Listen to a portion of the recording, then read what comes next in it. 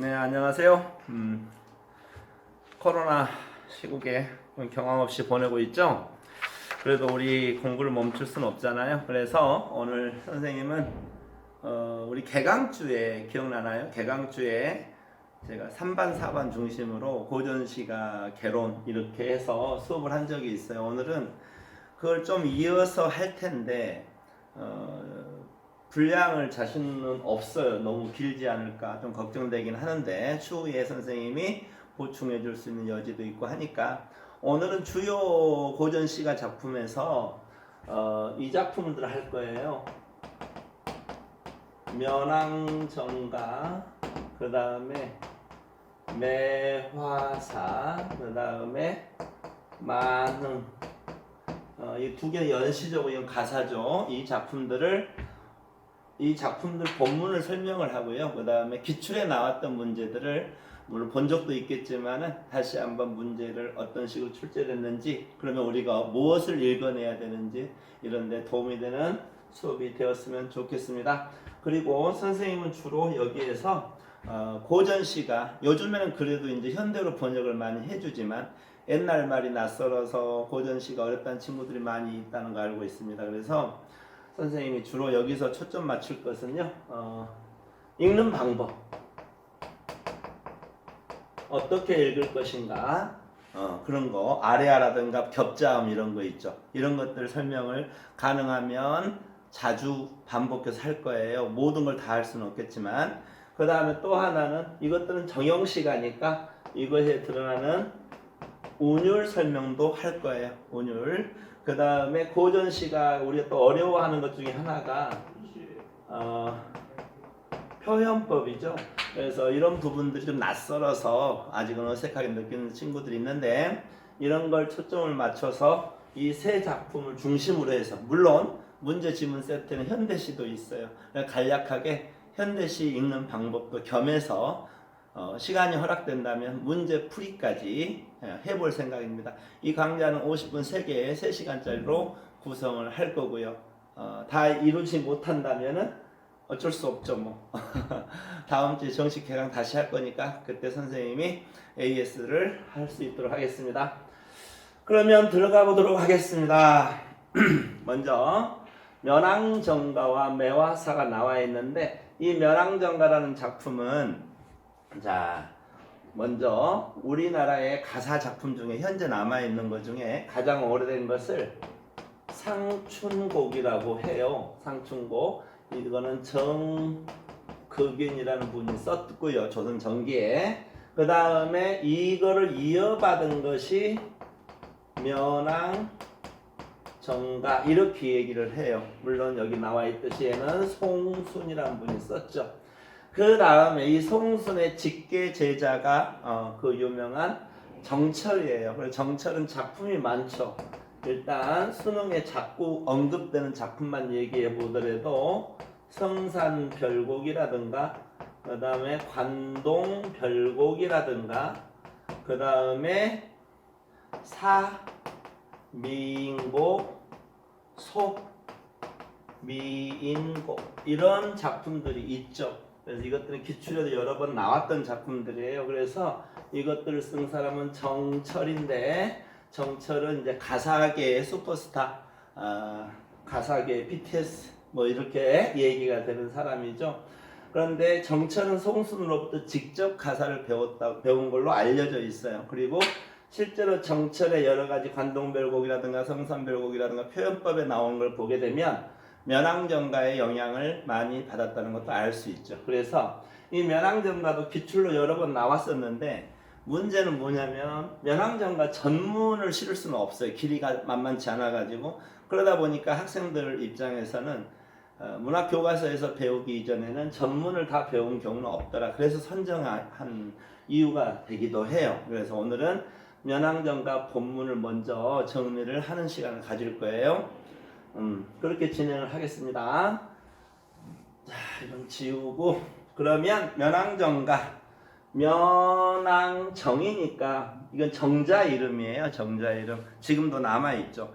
송수는 고향이 전라남도 담양인데, 이 담양에서 과거에 장원급제 해가지고 벼슬을 나가서 10여 년 넘게 벼슬자리에 있다가 무슨 일인지 잘 모르겠어요. 은퇴를 합니다. 그래서 고향에 돌아와서 정자를 짓고 그 정자에서 즐기는 주변의 사계절의 아름다움을 노래한 게 면왕정가예요.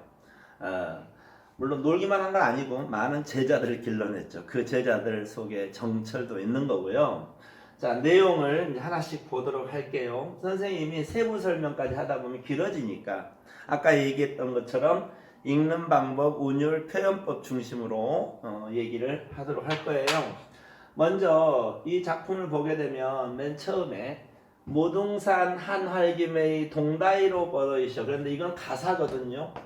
가사의 운율은 일단 한 줄을 선생님 이제 줄별로 나눠놨잖아요.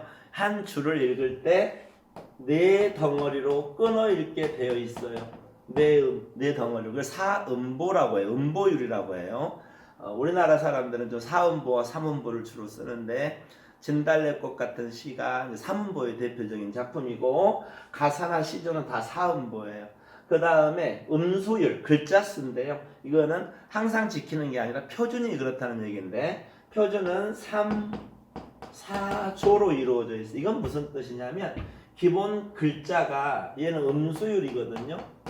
음수율이라는 말은 음은 음절이에요. 음절은 각각의 글자니까 각각의 글자의 숫자가 일정하다. 그래서 음수율이라고 하는데 세 글자, 네 글자가 기준이 돼요. 세 글자, 네 글자. 물론 많이 변형이 돼요. 기준이 그러하다. 이 정도 운율을 보고 그럼 끊어읽기를 한다면 음보율대로 끊어읽기를 하면 무등산 한활기매희 동다이로 뻗어이셔. 여기서 이제 숨을 쉬게 되겠죠. 그 다음에 멀리 떼처와 제월봉이 되었거늘. 그 다음 이거는 네 글자의 한자와 조사가 결합됐을 때는 무변대야에 무슨 짐작하노라. 일곱굽이 할멈쳐 무득무득 버렸는 듯 이렇게 끊어 읽기를 해요. 그래서 한 줄이 네 덩어리가 되죠. 글자 수는 세 글자, 네 글자는 표준일 뿐이에요. 꼭 지키는 건 아니에요. 그래서 음수율은 그렇다 치지만 음보율은 정확하게 여기는 사음보가 이루어지고 있죠. 하지만 이 음보율도 꼭 항상 지키라는 건 없어요. 안 맞으면은 안 맞은 대로 음보수를 늘리기도 하고 그런 경우 이 작품도 나타나 있으니까 살펴볼 수 있도록 하겠습니다. 운율 여기까지 납득이 좀 됐나요? 그래서 가사와 시조는 조선시대에 많이 성행을 했는데 이런 일정한 운율을 가지고 있었어요. 그래서 3, 4조 사음보는 시조와 동일해요. 그런데 가사는 여기에다가 길이가 사실상 무제한입니다. 길이에 제약이 없어요. 여기에 비해서 시조는 한 줄이 몇 줄로 되어 있냐면 세 줄로 되어 있어요. 그걸 3장이라고 하죠. 초장, 중장, 종장의 3장. 그 다음 각 장은 두 개의 구절로 이루어졌다고 그래요. 그래서 3장 6구라고 해요. 그래서 시조는 이런 길이의 제약이 있었다. 이 차이점 먼저 알고 이제 시조와 가사 운율은 좀 정리가 됐기를 바랍니다. 그래서 이제 본문 내용 가볼게요. 본문 내용 읽으면서는 선생님이 읽는 방법과 그 다음 표현법 중심으로 얘기를 주로 해본다고 했죠. 무등산 한활기매희. 자, 무등산 여기 전라남도 광주광역시 있죠. 거기에 진산이라고 하죠. 우리나라는 대도시가 큰 산을 끼고 대게 있어요. 서울 같으면 북한산, 부산은 금정산, 대구 팔공산, 대전 계룡산, 원주 치악산, 광주 무등산 이렇게 되는 거예요. 담양은 광주광역시의 동쪽에 약간 동북쪽 쪽에 있는 동네거든요. 무등산 쪽이 보이고요. 무등산 한 헬기는 줄기예요. 무등산 한 줄기 매희. 매가 뭔지 알죠? 산이잖아요. 무등산 한 줄기 산이 동다이로 뻗어있지. 다이란 말이 종종 나오는데 쪽, 방향 이런 의미로 받아들이면 될 것 같아요. 동쪽으로 뻗어 있어서 멀리 떼쳐 멀리 떨어져 나와서 제월봉이 되었거늘. 그래서 자 여기에서 제월봉이 즉 무등산이 대상이 아니죠. 화자가 바라보고 있는 건 일단 제월봉이에요. 그렇죠? 제월봉이 되었다. 그러니까 이 제월봉은 화자가 정자를 지었잖아요. 그 정자 뒷산이에요. 그래서 제월봉이 되었는데 그럼 이때부터 이제 뭘 할 거냐면은 제월봉의 모습을 묘사해야죠. 고전 시가에서 특히 자연 친화적인 내용들의 시조나 가사를 보면은 자연을 묘사하는 대목이 자주 나와요. 자, 무변대야에 무슨 짐작하노라. 무변, 이 변자가 변두리 할 때 변자예요. 끝이 없는 큰 들판이죠. 끝이 없는 큰 들판에 무삼 그랬는데 여기 아래아 공부를 하나 갈 거예요. 이 아래아는 여러분 많이 알고 있겠지만 다시 한번 얘기하면 이 아래아는요 첫 음절일 때 아로 읽는다. 이게 일반적이에요. 항상 그렇다는 건 아니에요. 일반적으로 그래요. 그 다음에 이 음절 이하일 때 이건 무슨 말이냐면은 이거는 한 어절이잖아요. 어절. 한 어절은 띄어쓰기 단위니까 예를 들면은 무승 그럼 이거 한 어절이죠. 한 어절의 첫 음절, 둘째 음절이죠. 둘째 음절에 올 때는 이 음절 이해할 때는 이거를 주로 의로 읽어내면은 유사해요. 요즘 말과. 그래서 이런 건 여러분이 좀 적용을 해봤으면 좋겠다. 이 음절 이하가 된다. 그래서 여기서는 첫 음절이니까 아로 읽으면 한 활기매 이렇게 되겠죠. 그 다음에 이건 두 번째 음절이니까 의로 발음을 한다면 무슨 되는 거야. 그럼 현대 국어와 유사해지죠. 무슨 이런 말입니다. 무슨. 그래서 무슨 짐작이란 말은 지금도 쓰는 말이죠. 의미가 약간은 달라졌어요. 짐작하다 이런 말 있잖아요. 여기서는 생각 정도가 되겠어요. 그래서 끝없는 들판을 보면서 무슨 생각하느라고 이거 아로 읽어야 되겠죠. 첫 음절이니까 이 어절의 첫 음절이니까 무슨 짐작하느라 일곱 구배 이거 있잖아요. 이거는 이제 다른 거에 이제 반모음 형태로 결합이 된 거거든요. 다른 모음 앞에 아래가 올 때 이 아래아는 그냥 아로 생각하면 될 것 같아요. 그러면은 구배였잖아요. 그럼 이걸 아로 쓴다면 어떻게 돼요? 자 이거 아로 쓰죠? 아. 그 다음에 있어야죠. 구배.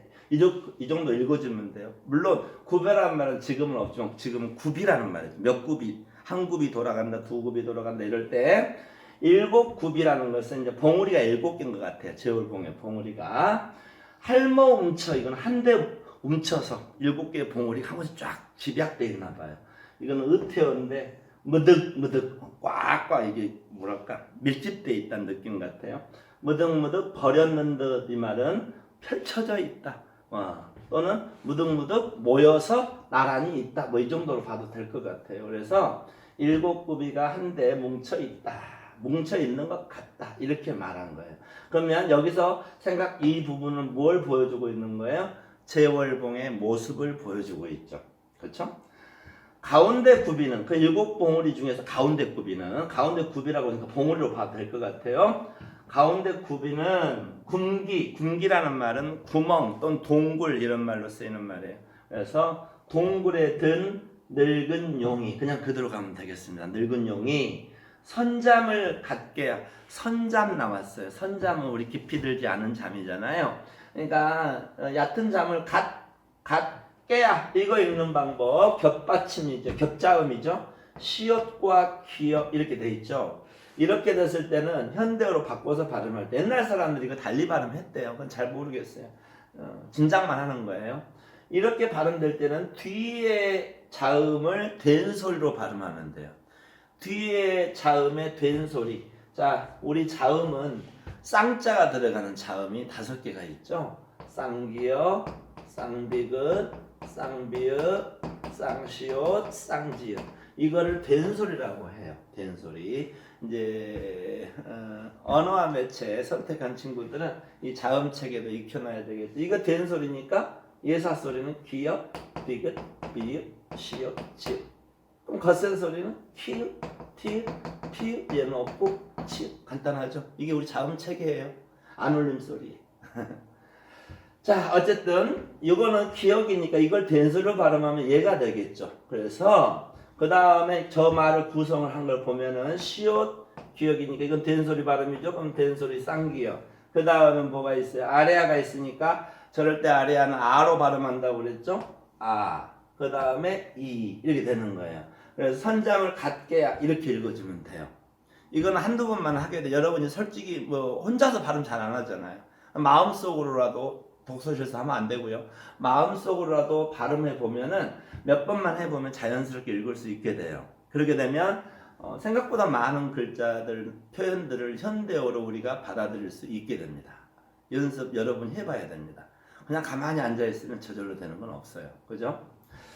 자, 여기까지. 늙은 용이 선잠을 갖게야 머리를 안 쳤으니 이게 무슨 말이겠어요? 그러니까 우리 제월봉, 지금 여기까지 시적 대상은 제월봉인데, 제월봉은 다시 위에 봉우리가 7개가 있는데 가운데 봉우리의 산새가 구멍에 있던 늙은 용이 잠 깨가지고 그냥 하고 이제 갓 나온 것 같다, 이런 형상으로 되어 있다는 거예요. 물론 선생님 그 제월봉 가본 적이 있어요. 전혀 안 그래요. 근데 본인이 그렇게 생각하는 거예요. 자, 여기까지 해서 제월봉을 표현했죠. 이제 다음 볼까요? 너라바히, 너라바히 꼭 이렇게 하지 마시고 바위는 바위 같죠? 그럼 너럭바위라는 게 있죠. 넓게 펼쳐진 바위. 너럭바위 이렇게 읽어도 돼요. 너럭바위 우해, 위에 이 말이겠죠. 위에 발음을 자꾸 해보면 편합니다. 송죽을 해혀고, 소나무 대나무를 해치고, 소나무 대나무 숲이 있는데 그걸 다 베어내고 뭘 안 쳤어요? 정자를 안 쳤으니. 자, 멸왕정난 정자를 소나무 대나무밭이 있는데 그걸 해치고 그곳에 정자를 안 쳤다, 이런 뜻이 되겠죠. 그러니까 여기까지는 제월봉 얘기였고 여기서는 정자를 얘기하고 있어요. 그 다음에 구름탄 그래야 되겠죠. 청하기, 천리를 가리려고 두 나래라는 말 있죠. 지금은 쓰지 않는 말이죠. 이 나래라는 말이 현대국어로 와서 날개가 됐겠죠. 그래서 청하기 두 날개를 버렸는 듯, 이 말이 펼친 것 같다는 얘기입니다. 그러면 화자는 지금 정자를 보고 있으니까 무슨 정자의 어떤 모습이 학이 날개를 펼친 것 같다는 얘기겠어요. 바로 정자의 지붕 모양을 얘기하는 것 같아요. 그죠? 여기까지는 정자 얘기했고요. 다음 넘어갑니다. 용천산 날인물이 그랬는데 여기서 날인물, 이것도 기억을 해둬야 됩니다. 날인물이 정자암 넓은들의 오롤이 펴진 듯이, 정자암 넓은들의 오롤이라는 것은 뭐라고 그래야 될까요? 멋있게 씩씩하게 잘 펼쳐져 있다, 이렇게 보면 되겠고요. 그럼 여기서는 이제 날인물, 정자 앞에 있는 시냇물을 표현하는 거예요. 넓거든 기노라 푸료거든 희지마니. 이건 넓거든 기노라, 넓고도 길다. 무엇이? 시냇물이 넓고도 길게. 그 다음에 푸료거든, 분위기상 뭔지 알겠죠? 푸르다는 얘기입니다. 희지마니, 이 표현은요 정철도 많이 인용한 표현인데 이 표현 한번 봐볼까요? 푸르거든 하얗지나 맑거나, 이 말이 되는 거예요. 그러니까 시냇물이 푸르게도 보이고 하얗게도 보인다, 이렇게 얘기를 하고 있는 거예요. 푸르게도 보이고 하얗게도 보인다. 그러니까 우리 이런 거 있잖아요. 어떤 누군가가 얼굴이 잘생겼으면 마음이나 곱지 말거나, 그러면 마음도 곱고 얼굴도 잘생겼다, 이런 표현이에요. 둘 다 파랗고도 하얗거나 다양하다는 얘기가 되겠죠. 그 다음 지금 계속 이제 시냇물에 대한 표현을 하고, 이 날인물은 시냇물인데 내려온 물이란 뜻이니까 쌍용이 뒤트는데 두 마리 용이 막 굽이치는 것 같다는 거예요. 무엇이? 시냇물의 모양이 긴 깁을 채 폈는 듯. 긴 깁이라는 건 이제 비단 천인데요. 긴 천을 쫙 펼쳐 놓은 것 같다는 얘기입니다. 그래서 여기서도 하나 우리 봐둘 건 뭐가 있냐면은, 이렇게 놓고 봤을 때 이 구절과 이 구절은 모양이 꼭 닮았죠. 이렇게 꼭 닮은 구절을 두 개를 맞대어 놓았어요. 그래서 이런 걸 뭐라고 해요? 대꾸법. 대꾸법은 고전시가에서 매우 중시합니다. 출제위원들도 대꾸에 대해서 선택지에 틈만 나면 내는 그런 종류예요. 왜냐하면 대꾸라는 것은 언어에 즐거움을 주는 거예요. 그래서 운율감도 주고, 어린 아이들, 꼬맹이들이 별말도 아닌데 즐겁게 입 맞춰서 떠드는 소리 잘 들어보면 대꾸를 이루는 경우가 많아요. 그래서 고전 시가에서 특히 이 대꾸가 없으면 시가 아니라 할 정도로 매우 중시하는 겁니다. 대꾸법은 꼭 기억을 해두세요. 내용은 상관없어요. 모양이 닮은 모양이 두 개가 있다. 구절이. 그러면 대꾸법이 되겠습니다. 어디로로 가노라 무슨 일 배아빠 누가요? 누가요? 날인물이 시냇물이 어디로 가놓으려고 무슨 일 배아빠는 배가 아픈 게 아니라 바빠서 이 정도가 되겠습니다. 무슨 일이 바빠서 시냇물이 쉬지 않고 흘러가니까 어디로 가려고 무슨 일로 바빠서 닿는 듯 따로는 듯 읽을 수 있나요? 닿는 듯 따로는 듯 밤낮으로 흐르는 듯 이렇게 읽으면 되겠죠. 그러니까 달려가는 것 같고 따라가는 것 같고 밤낮으로 흘러가는 것 같다 이렇게 표현하는 거예요. 시냇물에 대해서 여기까지는 시냇물 표현한 겁니다. 다음 무소친 사정은 눈같이 펴졌거든. 이 사정은 모래사장이에요. 모래사장. 시냇물이 굽이쳐 흐르다 보면 퇴적이 되잖아요. 모래가 하얗게 그걸 얘기하는 겁니다. 눈은 그냥 눈이 하얀 것 하늘에서 내리는 거 하얗게 펼쳐져 있거든. 이지러운 기러기는 이지러운이라는 말은요 어지럽다 뭐 이 정도로 보면 될 것 같아요. 어지러운 기러기 이건 기러기겠죠. 기러기는 무엇을 얼어놓으라 무엇을 얼으려고 얼다란 말이 있어요. 옛날 말에 얼다란 말이 있습니다. 얼다란 말이 아마도 짝짓기 이런 얘기예요. 짝짓기 하다 이런 뜻으로 많이 쓰이는 말입니다. 그래서 이게 맞는 얘기인지 모르겠는데 사람도 말이죠. 짝짓기 하면 결혼하는 거잖아요. 결혼하는 사람을 여기에서 따가지고 어른이다 이렇게 말한다고도 해요. 자, 무소친이라는 말은요. 이거는 약간 오타성이 있는 것 같은데 무는요 물이에요. 물. 우리 물이라는 말은 다른 말과 결합할 때 리을이 잘 탈락해요. 소친이라면 조친 이렇게 하는 게 맞는 것 같아요. 물 따라서 백사장은 눈같이 펼쳐졌거든. 이 정도입니다. 어지러운 기러기는 무수것을 얼어놓으라. 자, 기러기 나왔죠. 사정 나왔고 그 다음에 기러기 나왔죠. 지금 선생님이 이 주황색으로 칠한 건 뭐가 있냐면은 화자가 바라보는 대상들이에요. 그래서 앞에 다시 정리해보면 앞에 잠깐만 볼까요? 맨 처음에 뭘 봤나요? 제월봉을 봤죠. 제월봉 그 다음에 날인물을 보았죠. 그 다음에 사정과 거기에 있는 기러기를 보았단 말이죠. 바로 이러한 진행을 전형적인 이걸 뭐라고 하냐면 시선의 이동에 따른 내용 전개다 이렇게 말해요. 시선의 이동에 따른 전개의 시가 나오면 출제자는 그거 선택지 쓰고 싶어 안달이 날 거예요. 그래서 전형적인 시선의 이동이에요. 공간의 이동은 아니에요. 공간의 이동은 화자가 직접 그 공간에 가야 되는데 화자는 지금 정자 근처에서 지금 이 순서대로 바라보고 있다 이렇게 보는 게 맞겠죠. 그래서 공간의 이동에 따른 전개다 이렇게 말할 수 있겠습니다. 그런데 이 제월봉을 빼버리면 어떻게 되냐면요. 좀 이따 다시 얘기할게요. 자, 어쨌든 기러기는 무엇을 얼으려고 앉으락 나리락 모드락 흩으락 이해되죠? 앉았다가 내려왔다가 모였다가 흩어졌다가 이 정도로 생각하면 되겠어요. 발음이 유사하니까. 노와 을 목적격 조사는 옛날에 을을 이렇게 쓰는 게 정확하게 구분이 안 됐었어요. 그러다 보니까 노와 을 이런 표현도 나오죠. 노와를 사이에 두고 노와는 억새 갈대라고 생각하면 되겠어요. 갈대를 사이에 두고 우로곰 존니는요 줬다란 말은 자주 나옵니다. 따르다 지금도 쓰는 말이에요. 지금도 따르다 누구를 따르다 추종하다 뭐 이런 뜻으로 주로 쓰는 말이 뭐라고 줬다란 말이에요. 그래서 노아를 사이에 두고 우러곰 그랬는데 이 곰이라는 말은요 강세조사 이렇게 말을 할 수 있어요. 우리 야 빨리 해 이거보다 빨리 좀 해 할 때 좀 있잖아요. 그런 느낌으로 쓰는 말이에요. 그래서 울며 서로 따르고 있다. 누가요? 기러기가요. 그렇죠?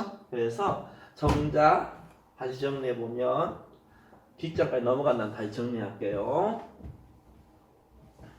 다음 넘어가 보면은 넓은 길 바뀌어 긴 하늘 아래 두르고 꽂은 것은 둘러놓고 꽂아놓은 것 같은 것은 외hin가 병풍인가 거린가 아닌가. 그러니까 여기는 유군보네요. 유군보 보이나요?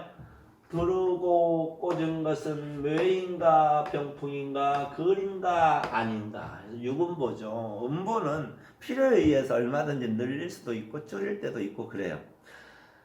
정형시라고 해서 철저하게 우리나라 사람 철저하게 뭐 격식에 맞추는 거 그다지 좋아하지 않는 것 같아요. 그래서 두르고 꽂아 놓은 것은 산인가 병풍인가. 병풍은 뭐 해놓은 거예요? 그림을 그려놓은 거 병풍이잖아요. 아름다운 산천을 그려놓은 거. 그러니까 넓은 길 밖에 긴 하늘 아래 그냥 저 멀리에 이제 들판 봤잖아요. 시냇물 봤죠. 기러기 봤죠. 그 다음 저 들판 끝에 이제 저 멀리에 산이 삐죽삐죽 나와 있는데 그 산을 바라보는 거예요. 그래서 둘러놓고 꽂아놓은 것은 산인가 병풍인가. 산 같기도 하고 그림 같기도 하다는 얘기. 이거 자체가 병풍이란 말은 그림인가 아닌가. 한마디로 아름답다는 얘기입니다. 매우 아름답다. 이 정도만 봐도 돼요. 그 다음 이 산을 봤기 때문에 문제 뭘 보는 건가요? 높은 듯 낮은 듯 긋는 듯 딛는 듯 이런 것은 이제 뭐 해야 돼요? 산에 대해 묘사하는 거예요. 어떤 산은 높은 듯하고 낮은 듯도 하고 이것과 이걸 볼게요. 이건 니은 이건 두음법칙 적용해야 돼. 그럼 니은이 없어지죠. 있는 듯 이어지는 듯. 그 다음 이건 뭐가 되겠어? 반대말이 돼야 되니까. 얘도 반대니까. 얘는 끊어지는 듯. 산이 쭉 있는데 끊어진 것 같기도 하고 계속 이어진 것 같기도 하고 길게 펼쳐져 있는 산의 모양을 얘기하고 있는 거예요. 이 뒤로는 생각보다 중요하지는 않는데 여기까지 잠깐 정리해보면 아까 정자가 있었죠. 정자 이후에 뭘 봤나요? 시냇물을 보았죠. 시냇물을 본 다음에 시냇물 저 더 멀리 있는 백사장을 봤죠. 그 다음 백사장에서 놀고 있는 기러기를 보았죠.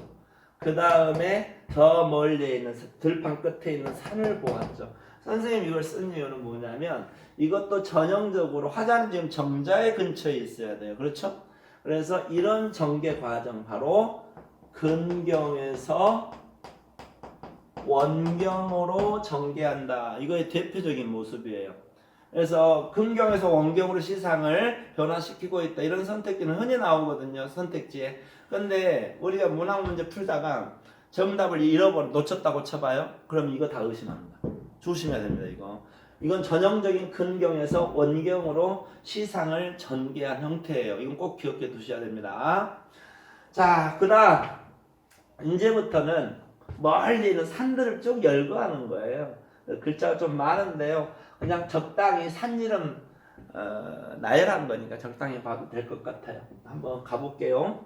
넓은 길 밖이요 긴 하늘 아래 두르고 꽂은 것은 산인가 병풍인가 그림인가 아닌가. 정말 좋다. 높은 듯 낮은 듯 긋는 듯 있는 듯 숨거니 베거니 가거니 머물거니 같은 구절입니다. 숨는 듯도 하고 보이는 것도 같기도 하고 산이 막 움직이는 것 같다는 거예요. 동적인 느낌도 있고 머물러 있는 것도 같다는 거예요. 정적인 느낌도 있다. 다양한 산세를 이런 열거를 통해서 간략하게 표현하고 있죠. 이치로운 가운데 어지러운 가운데 즉 많은 산들이 나 잘났어 하고 있는 가운데 이렇게 본 거예요. 이름난 양을 이름난 척하면서 이게 자기가 유명한 척하면서 잘난 척하면서 하늘도 젖지 않아. 젖다란 말은 저하다란 말이 있어요. 두려워하다 이 말입니다. 하늘도 두려워하지 아니하여 우뚝이 그냥 읽으면 되겠죠. 글자만 보이면 안 돼요. 발음하면 우뚝이 우뚝 이 말이죠. 섰는 것. 그 중에서 가장 우뚝 서 있는 산이 있는 거야. 그 산이 바로 추월사입니다. 전남 담양의 명산이라고 합니다. 추월산을 머리 짚고 그러니까 우뚝이 섰는 것은 추월산이에요. 추월산 저 들판 끝에 있는 산 중에 우두머리처럼 보여요. 그 다음에 이제 산 이름을 나열한 거니까 그냥 읽으면 넘어가겠습니다. 용귀산, 봉선산, 불대산, 어등산, 용진산, 금성산이 허공에 벌어거든. 허공에 벌어거든 이 말은 허공에 펼쳐져 있다는 얘기야. 그러니까 이 사람은 지금 높이 우뚝 산이 솟아있다고 얘기하는 거예요. 그래봐야 1000m도 안 돼요. 이쪽은 산이 높은 산이 드물잖아요. 무등산 정도가 1000m급이 좀 넘죠. 강원도는 뭐 돌리면 다 1000m급인데 어쨌든 굉장히 허공에 펼쳐져 있다는 얘기는 몹시 높다는 뜻으로 얘기하는 거예요. 원근 뭘 원자에 가까울 근자예요. 이 정도 말 알아둬야 되겠죠. 원근 창에 멀고 가까운 창에 푸른 벼랑이라는 뜻인데 푸른 벼랑에 머물러 있는 것도 하두할시는 뭔지 알죠? 많기도 많구나. 뭐에 대한 얘기예요? 이 산들에 대한 평가가 되겠습니다. 그렇게 중요한 부분은 아니에요. 넘어가 주시고 그 다음 흰구름, 뿌연 연화, 푸른이란 산남이라 그랬는데 흰구름과 뿌연 연화가 나왔어요. 이 연화는 알아둬야 될 말입니다. 연화라고 하는 것은 원래는 안개와 노을이라는 뜻, 저녁 노을 할 때 노을이라는 뜻인데 이 안개 연기 연자예요 원래는. 근데 이제 안개로도 많이 써요. 요즘 사람들은 연기 그러면 왠지 뭐 공해, 오염, 공기 오염 이거 생각하잖아요. 여기서는 안개, 자연의 아름다움을 상징하는 거 연화, 강산, 풍월 뭐 이런 것들은 다 자연의 아름다움을 대표해서 나타내는 것들입니다. 연화도 자연을 대표하는 말이에요. 근데 여기서는 안개와 노을, 뿌연 안개와 노을이 보이고 흰 구름도 보이고 푸른이 아니라 푸른 것은 이 정도가 되겠죠. 푸른 것은 산남이라. 저 파랗게 보이는 것은 산남이다. 이게 뭐냐면 이게 산아지랑이 남자랍니다. 산아지랑이 봄이 되면은 산이 약간 뿌옇고 흐릿하게 보이는 느낌이 있대요. 여러분들 쉬는 시간에 운동장에서 맞은편 산을 한번 바라봐 보세요. 그렇게 느껴지는지. 선생님 열심히 봤거든요. 근데 난 모르겠어요. 옛날 사람들은 이 산아지랑이도 봄 풍경을 상징하는 걸로 좋은 것, 아름다운 걸로 생각을 했다고 합니다. 어쨌든 중요하진 않아요. 연하란 말을 기억해둬야겠죠. 푸른 것은 산남이라. 천암, 수많은 바위입니다. 바위. 일천천자고 만학, 이 골짜기 합자인데 수많은 골짜기를 제 집으로 삼아두고 누가 흰구름 제 집으로 삼아두고 나명성 들명성 무슨 말인지 알겠죠 이거.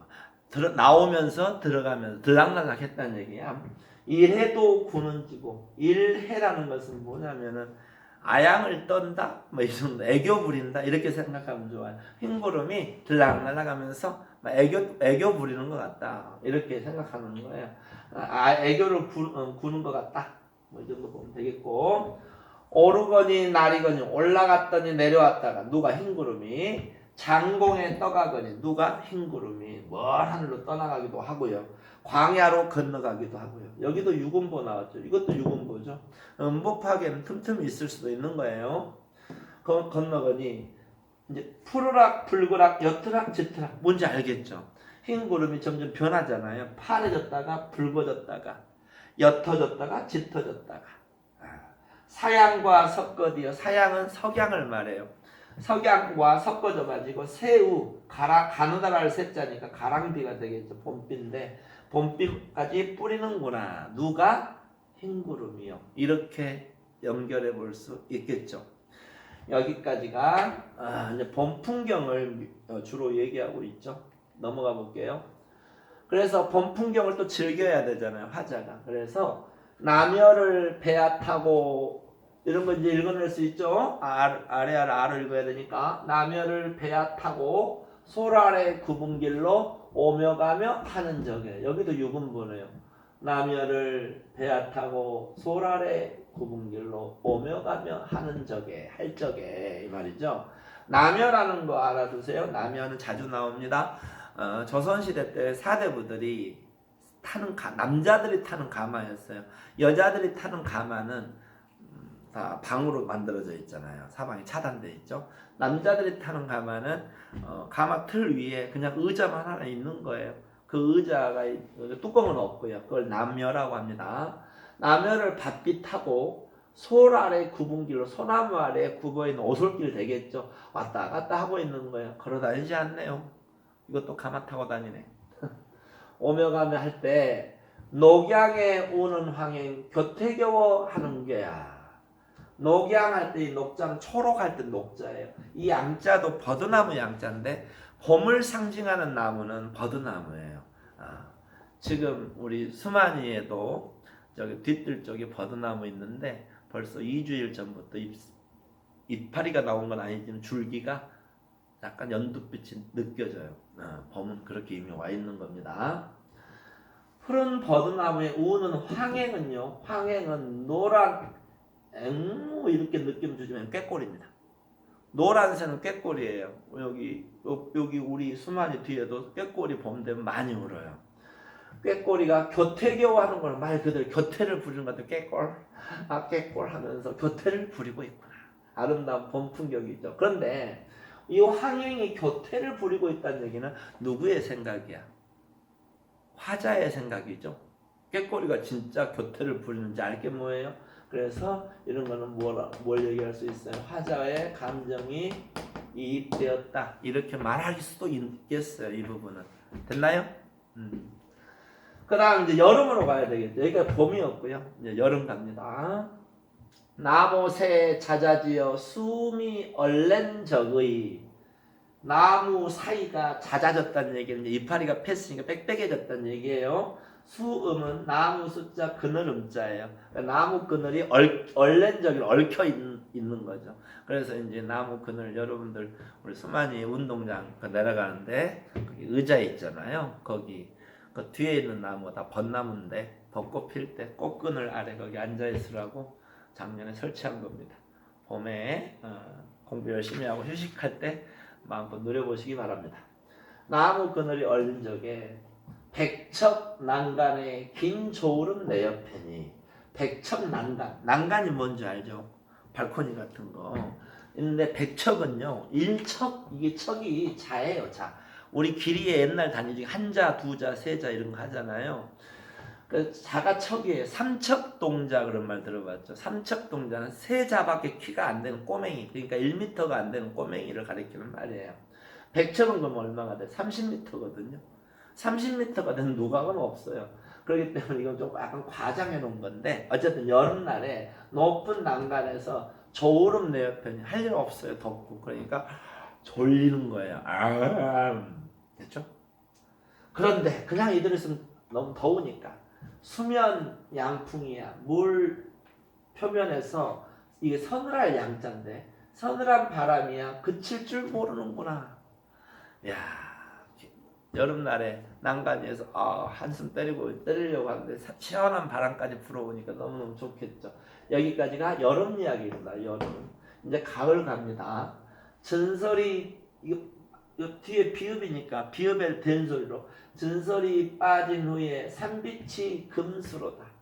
진설이가 빠진 뒤에 산빛이 금수로구나. 금수라는 말 이건 비단 금자에 수놓을 숫자예요. 이거 선생님이 선행반들에게 많이 설명했던 건데 다시 한번 얘기하면 비단이 가장 아름다운 매끈하고 아름다운 천이잖아요. 그 아름다운 천에다가 이 숫자는요. 수놓다. 십자수 할 때 그 숫자에 수를 놓은 거예요. 무슨 문양에 수를 놓냐면 꽃 문양을 수 놓는 거예요. 그러면 어떻게 돼요? 여러분 아는 사자성어 있죠. 금상 첨화. 비단 위에다가 꽃을 첨가했다는 얘기가 꽃을 수놨다는 얘기가 되겠죠. 그래서 금상첨화를 두 글자로 하면 금수가 되는 거예요. 그래서 금수는 우리나라는 봄이나 가을 풍경을 금수강산이라는 말 쓰잖아요. 그때 금수인데 몹시 화려하게 아름다울 때 쓰는 말이에요. 화려하게 아름다울 때 금수. 황후는 또 어찌 만경의 평거기요. 평거기요. 별말 아니고 펼쳐져 있느냐 이 정도인데 먼저 이 황후는 노란 구름이란 뜻이에요. 이 만경을 먼저 설명할게요. 고전 시가에서 1만 만자잖아요. 1만 만자가 나오면은 예외 없이 얘는 열라만이 있듯이 열라만은 이 경자가 뭐냐면은요. 반리랑 경 이렇게 표현해요. 반리랑 이렇게 생겼잖아요. 그렇죠? 바다의 물결도 닮았죠. 그래서 물리랑 경자라고 하기도 해요. 그러면 만경이 물리랑이 열나 많은 거야. 그러면 넓은 바다를 표현할 때도 만경이란 말을 써요. 만경창파 이런 말을 쓰죠. 여기서는 여기 담양은 내륙도시예요. 그렇기 때문에 바다가 있을 일은 없고 황후는 노란 구름이잖아요. 지금 가을이잖아요. 들판에 벼가 이제 다 익어서 황금 들판이 된 거야. 거기에 바람이 부니까 거기에 벼이삭이 일렁이는 모습을 만경이라는 표현을 썼겠죠. 그래서 노란 구름은 벼이삭이 될 거고 벼이삭이 이 바람에 일렁이는 모습을 표현한 겁니다. 다음 어접도 흥을 겨워 달을 따라 분이 난다. 이 어자는 고기잡이 어자예요. 물고기 어자는 아니에요. 이게 삼수변이 빠져야 물고기 어자죠. 고기 잡는 피리소리. 그러니까 가을 되면 농사일 마치고 사람들이 냇가에서 물고기도 잡아가지고 매운탕도 끓여 먹고 미꾸라지 잡아서 추어탕도 끓여 먹고 많이 그러거든요. 그런 물고기 잡으러 갔던 사람들의 피리소리예요. 그 피리소리가 흥에 겨워서 달을 따라 분이 난다. 이 말은 달, 하늘의 달. 달이 이제 떠오르고 있는 저녁 무렵까지 떠오르고 있는데 그때까지 물고기 잡은 친구들이 사람들이 피를 불면서 돌아오고 있나 봐요. 그래서 달을 따라 불고 있구나 이 정도 해석하면 되겠습니다. 어렵지 않죠. 근데 이렇게 해석만 하는 게 지겨울지 몰라도 이런 긴 작품들 하나 전문을 한번 쭉 읽어보고 복습해서 내용을 정리하고 나면 다른 고전시가 작품과 연계성이 높아져요. 그래서 마침 이럴 때 시간이 되어서 이거를 선생님이 사실은 매화사도 있지만 선생님은 이 면왕정과 전문을 다 해주는 게 주 목적이었어요. 그래서 흐름을 보시고 복습도 한번 잘 하시기 바랍니다. 이제 겨울로 가야겠죠. 초목이 다 진 후에 낙엽이 다 든 거예요. 강산이 매몰됐다는 얘기는 이제 모든 생명체들이 다 땅속으로 숨잖아요. 그래서 매몰됐는데 조물이 헌사하야. 조물은 당연히 조물주겠죠. 조물주가 헌사하야라는 말은 야단스럽다 이런 말이에요. 그러니까 여기서 뒤에 나온 표현은 그러면은 담백한 풍경이 아니라 화려한 풍경이 돼야 돼요. 조물주가 야단스러워서 빙설로 꾸며내는 자 겨울에는 또 얼음과 눈으로 세상을 꾸며냈어요. 그래서 경궁요대와 옥회은산이 안저에 버렸어라. 경궁요대는 쉽게 말하면은 정확하게 알 필요는 없어요. 이런 것들은 경궁요대는 이제 구슬 같은 걸로 장식이 된 궁궐을 가리켜요. 궁과 대를 가리켜요. 옥회은산은 뭔지 알겠죠? 지금 겨울이잖아요. 눈 왔죠. 그래서 옥회은산은 이 옥자는 기본적으로 하얀 거예요. 백옥, 물론 청옥도 있는데 주로 이제 고전 시간은 백옥을 많이 얘기해요. 그래서 들판이 눈 쌓였으니까 하얀 옥의 바다 이렇게 되는 거고 뒷산 역시 눈 쌓였으니까 은빛산 이렇게 표현하는 거예요. 안저에 눈 아래에 펼쳐졌구나 이 정도예요. 어렵지 않죠? 다음 건곤도 가압열시야 간대마다 경이로다. 이거는 하늘건 땅곤을 가리키는데 온 세상을 가리켜요. 자주 나오는 말입니다. 사자성어에 그런 말도 있죠. 요즘은 사자성어 안 나오긴 하지만 건곤일척 이건 천하를 두고 한판 뜨는 거예요. 맞짱 뜨는 거. 건곤도 온 세상도 가압열시라는 말은 뭐라고 할까? 풍성하다 이 정도. 풍성하거나 온 세상이 풍성하거나 간대마다 경이로다. 간 곳마다 경이라는 얘기는 몹시 아름다운 경치란 말을 얘기하겠죠. 여기까지가 이제 계절별로 면왕정의 주변의 계절별로 아름다움을 다루고 있는 내용이고요. 이제 끝이 다 와가네요. 인간을 떠나와도 내 몸이 결을 없다. 자, 떠나와도 읽을 수 있죠? 이거는 현대와 다 비슷하네요. 인간은 뭘 가리키죠? 당연히 속세를 가리켜요. 속세는 사대부에게 속세는 정치권을 가리켜요. 정치권을. 내 몸이 결을 없다. 결을 없단 말은 지금도 쓰는 말이잖아요. 틈이 없다. 바쁘다는 얘기예요. 그러면 진짜 할 일이 많아서 바쁜 건지는 우리가 확인해 봐야죠. 이것도 보려하고 이거 두음법칙 적용하면 니은이 없어지죠. 그러면 이것도 보려하고 저것도 들으려고 그냥 그대로예요. 이것도 봐야 되겠고 저것도 들어야 되겠고 그래서 겨를이 없다는 얘기예요. 좀 더 구체적으로 얘기합니다. 바람도 혀려하고 바람도 혀다는 말 원래 저 말이 이 말도 있어요. 혀다. 이건 불을 켜다의 옛말이래요. 이게는 쓸 때가 옛날에 썼던 적이 있는 말입니다. 여기는 쐬려 하고요. 바람도 쐬야 되고 달도 맞으려고 그냥 그다 달맞이도 해야 되겠다는 거예요. 밤은 언제 죽고 고기랑은 언제 낳고 밤도 주워야 돼. 떨어진 밤도 주워야 되겠고 우리 수만이에는 주변에 밤나무도 많습니다. 한포고보 여사님들과 선생님은 밤 따기 경쟁이 붙습니다. 가을에. 작년에 선생님 졌습니다만 올해는 이길 거예요. 밤을 언제 죽을 거고 고기는 언제 낚을 거고 이렇게 되는 거예요. 밤 죽느라고 결을 얻고 고기 낚느라고 결을 얻는 거고 시비란 누이 닫으며 시비는 살인문입니다. 이 시비는 살인문은 누가 닫을 것이며 내가 닫아야 된다. 그러니까 결을 얻다. 딘 이거 구경만 시켜야 되겠죠. 딘 그럼 진 고치란 떨어진 꽃은 누가 쓸 거야? 맞나요? 아침이 여기는 아침이 이런 되겠는데 원래는 이거 그냥 요즘 말로 하면 아침이 될 거니까 이거 읽어도 상관없겠죠. 그러니까 모든 게 완벽하게 이건 이거야 이 고정시키지 마시고 유연성을 가질 필요가 있죠. 아침이 나쁘거니 나조해라 실소냐? 서리법이죠. 서리법 잘 알아야 됩니다. 이런 건 다 서리법이네요. 보면 아침이 나쁘다는 얘기는 아침이 여유가 없다는 얘기입니다. 아침이 시간이 부족한데 나조해라 시를 써냐? 나조해는요 낮이 아니라 저녁입니다. 저녁이라고 싫겠는가? 이것들을 해야 되잖아. 이것들을 하는데 아침이 시간이 부족하단 말이야. 그런다고 해서 저녁이라고 해서 내가 싫겠는가? 저녁이라도 해야지 이 말입니다. 오늘이 부족하니 내일이라 유여하랴. 오늘이 부족한데 내일이라고 뒤집으면 여유죠. 여유가 있겠는가? 없단 말입니다. 다 서리법이죠. 그리고 여기 여러분 잘 보면요. 봐보세요.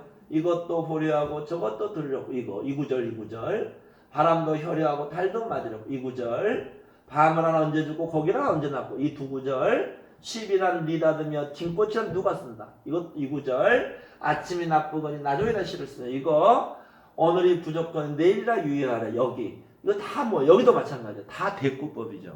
대꾸법 난리 났네요. 그렇죠? 이런 걸 통해서 봐보면 내가 나눠줄게요.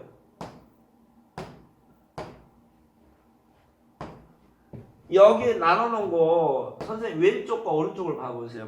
문장 구조가 거의 똑같잖아요. 내용은 달라졌지만 이런 걸 뭐라고 해요? 대꾸법이라고 해요. 대꾸법 잘 이번 기회에 확실하게 해두시기 바랍니다. 그 다음 이 산에 앉아보고 저 산에도 걸어봐야 돼. 그러느라고 결을 없는 거예요.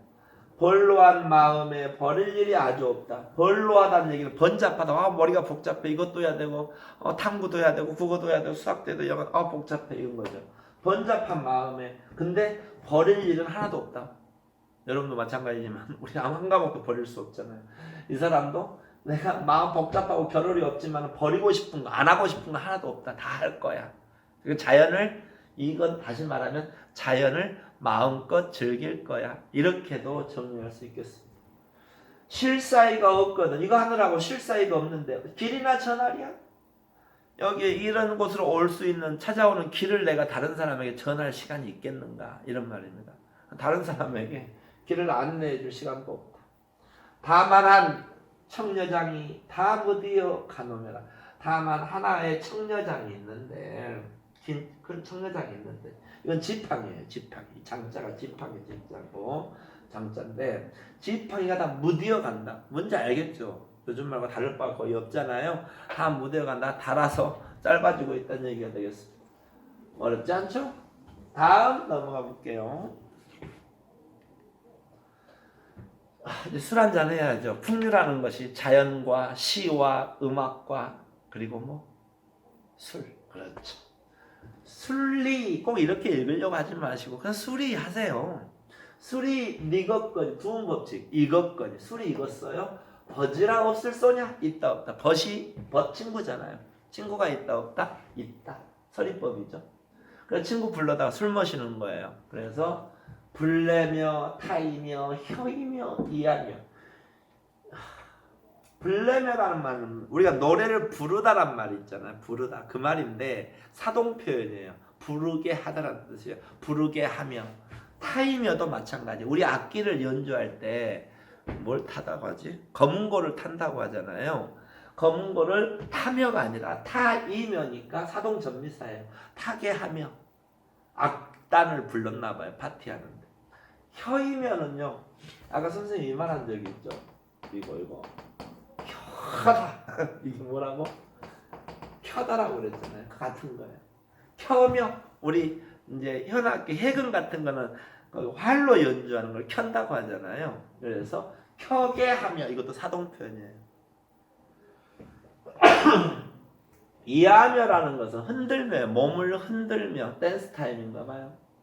악단 불러가지고 시도 짓고 술도 마시고 노래도 부르고 춤도 추고 그러고 있는 것 같습니다. 온가지 소리로 취흥을 배하거니 온가지 소리로 취한 흥겨움을 배한다는 얘기는요. 재촉한다, 돋군다, 돋운다 이 정도 보면 될 것 같아요. 근심이라 했으며 시름이라 붙으시랴. 근심과 시름이란 말 지금 쓰는 말이잖아요. 붙었으랴? 붙었겠는가? 이 말이야. 표현법 뭐가 돼? 당연히 서리법이 되죠. 고전시가에서 서리법을 쓰는 것을 잘 익혀두면은 고전시가가 굉장히 편해져요. 낯선 것도 편해져요. 그래서 자꾸 읽어보고 원래 해석 본거 이게 이렇게 해서 서리가 되는구나 이런 걸 익혀두는 건 매우 중요한 것 같습니다. 누우락 앉으락 구부락 젖히락 누웠다가 앉았다가 굽혔다가 젖혔다가 그러니까 말 그대로예요. 굽혔다가 젖혔다. 읊으락 시를 읊었다가 파람하락 파람이라는 휘파람이죠. 휘파람을 부는 듯이 하다가 휘파람도 불고 시도 읊고 마음껏 하는 것. 노회로 속인이라는 것은 마음껏 즐긴다. 이 정도 의역해도 될 것 같습니다. 마음껏 즐기니 천지도 넓고 일월도 한가하다. 그냥 그대로 가면 돼. 일월은 세월을 의미합니다. 여기서는 나일자 달월자니까 세월도 한가하다 이거예요. 시간이 50분 좀 지나가고 있는데 여기까지 본문을 마무리하고 이번 시간 강좌를 끊는 게 맞아서 더 진행할게요. 희황을 모르거니 이적이야 귀로고야. 희황이라는 이 황제잖아요. 희는요 중국 전설에 복희씨라는 황제가 있었대요. 인간에게 뭘 갖다 주고 했다라는 황제인데 그때가 매우 태평했나 봐요. 그래서 희왕 때가 얼마나 태평했는지 난 잘 모르지만 이때야말로 그것이로구나. 지금 내가 살고 있는 게 더할 나위 없이 태평하다는 얘기입니다. 그 다음 신선이 어떻던지 신선의 삶이 어떤 건지 나는 모르지만 이 몸이야 귀로고야. 귀라는 말은 그것이라는 얘기인데 나야말로 그것이다. 그것은 신선이겠죠. 이것도 역시 대꾸가 될 텐데 한마디로 여기는요 자신의 삶에 대한 대단한 자부심을 드러내고 있는 거예요. 그렇죠? 현재 자기 삶에 대해 대만족하고 있죠. 강산풍월 거느리고 내 100년을 다 누리면 이 내 100년은 당연히 한평생이겠죠. 악양누상에 이태백이 살아오다. 이태백은 중국 최고의 시인으로 꼽히죠. 또는 이백 이렇게 말하죠. 이백. 악양누는 중국에 동정호라는 큰 호수가 있는데 호숫가에 있는 누각이에요. 중국의 제일 유명한 누각으로 보면 돼요. 이름 좀 있는 시인들은 악양누는 다 한번 거쳐서 다녔다고 해요.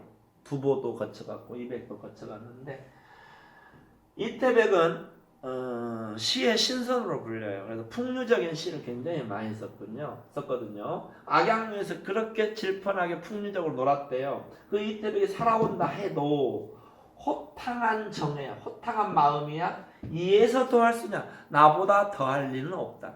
그만큼 현재 자신의 호탕하고 풍류적인 삶에 대해 대만족하고 있죠. 여기까지고 그 다음 맨 마지막 구절은 가사는 아무리 길어진다 하더라도 맨 마지막 줄은요 시조의 종장과 일치시키는 경향이 있습니다. 시조의 종장과 그걸 납구라고 하는데요.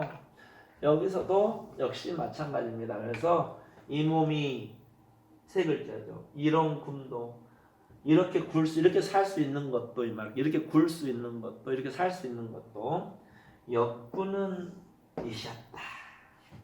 또 역자 임금군자 은혜은자입니다. 또한 임금 은혜다 이렇게 말하는 거예요. 그래서 조선시대 사대부들이 벼슬한 애들이 있잖아요. 벼슬한 애들이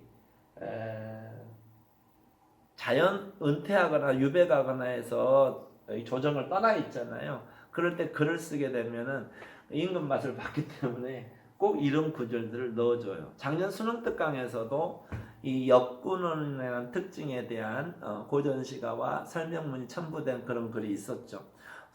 수능 올해는 작년 수능에 나오지 않았는데 언제 어떻게 그렇게 나올지도 모르기 때문에 이런 걸 역군은가라고 이름도 붙이죠.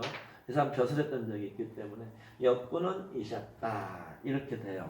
여기까지가 면왕정가였어요. 그래서 1시간 동안 진행을 했는데 여러분 이해가 안 되거나 하는 부분도 가볍게 봐야 될 부분도 있고 집중해서 봐야 될 부분도 있어요. 어쨌든 간에 약간 복습을 좀 할 필요가 있지 않을까. 고전시가 힘든 친구들은 복습할 필요가 좀 있을 것 같아요. 일단 오늘 일과는 여기서 마무리하고 다음 좀 쉬었다가 다시 진행하도록 하겠습니다.